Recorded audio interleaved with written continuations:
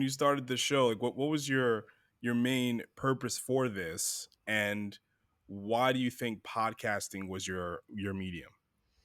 Well, the main reason was to give more visibility to women in the industry, first of all, but not just the artists, but everyone, like behind the scenes, because we all know, like you and I, we know this, but not everybody knows that an artist needs an army to go far.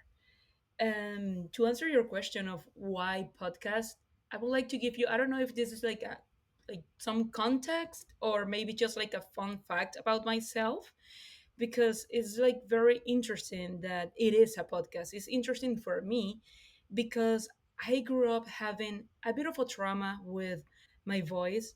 I was bullied a little when I was in school, when I was like in fourth grade or something like that. So I grew up like hating to hear my voice in voice notes or any kind of recording, and now it's not like I'm the biggest fan of my voice, but I don't hate it that much.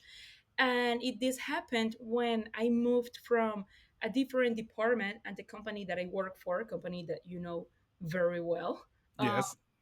that my manager back then asked me to start like a podcast, which was like a weekly news recap. And sadly, that podcast didn't do well, but I gotta be grateful for it because thanks to it, now I have Música con Mujer.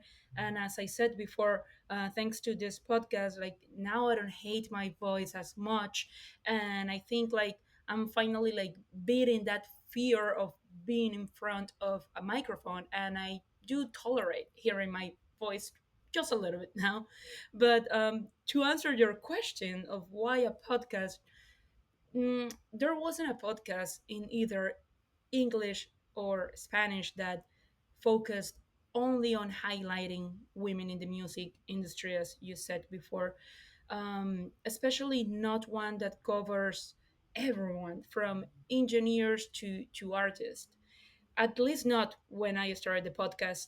There wasn't any podcast. I do remember that before launching the podcast, I did a research and I found one podcast that it was mostly to talk about like specific artists. Like they would do an episodes talking about, let's say, Selena Quintanilla or Taylor Swift. They would do things like that, but they only had like 10 episodes and I don't really know what happened to them. I wish they come back because I think they had potential.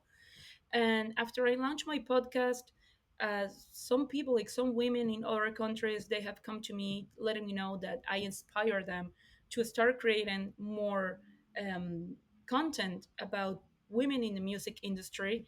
And some of them even they launched their own podcast in their countries, but they focus more like on artists that are from their country.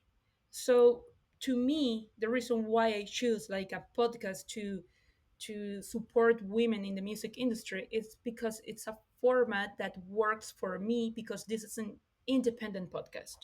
So being independent, it means that I'm in control of what we can talk about in my episodes. So my guests are in control. So I think that maybe they feel like a little bit more safe, like this is like a safe environment to talk about topics that maybe they don't feel that comfortable saying somewhere else.